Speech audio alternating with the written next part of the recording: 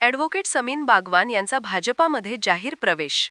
अहिल्यानगर जिल्हा काँग्रेस कमिटीचे उपाध्यक्ष माजी महसूल मंत्री बाळासाहेब थोरात व डॉक्टर सुधीर तांबे यांचे विश्वासू सहकारी ॲडव्होकेट समीन बागवान यांनी काल पालकमंत्री राधाकृष्ण विखे पाटील व राष्ट्रवादी काँग्रेसचे राष्ट्रीय महासचिव अविनाश आदिक यांच्या उपस्थितीत भारतीय जनता पार्टीमध्ये आपल्या सहकाऱ्यांसह जाहीर प्रवेश केला.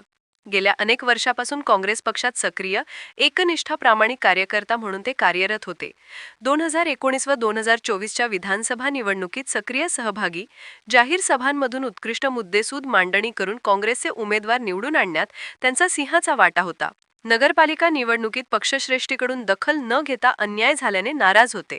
पालकमंत्री विखे पाटील व माजी खासदार डॉक्टर सुजयदादा विखे यांनी भारतीय जनता पक्षाची दीनदलित, मुस्लिम, अल्पसंख्याक, शेतकरी यांच्या बाबतीत असणारी सर्वसमावेशक भूमिका पसंत पडल्याने व भविष्यात अल्पसंख्याक समाजाचा असणारा विकासाचा अनुशेष भरून काढण्यासाठी एक उत्तम समन्वयकाची भूमिका घेऊन वाटचाल करण्यासाठी तसेच आपल्या उच्च शिक्षणाचा फायदा कायदेशीर, सामाजिक, राजकीय व वैद्यकीय सेवा भारतीय जनता पक्षाच्या माध्यमातून मिळवून देण्याचा मानस ठेवून जाहीर प्रवेश केला. या प्रसंगी राज्याचे जलसंपदा मंत्री, पालकमंत्री श्री राधाकृष्ण विखे पाटील यांनी ॲडव्होकेट बागवान यांच्या प्रवेशाबद्दल आनंद व्यक्त करून निश्चित न्याय मिळवून देण्याचे आश्वासन दिले.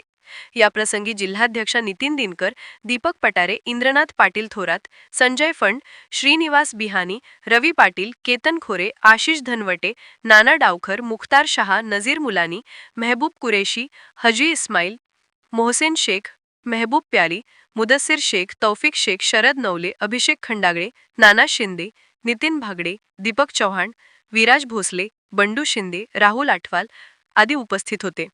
या प्रसंगी समीन बागवान यांच्या समवेत अनेक सहकाऱ्यांनी जाहीर प्रवेश केला.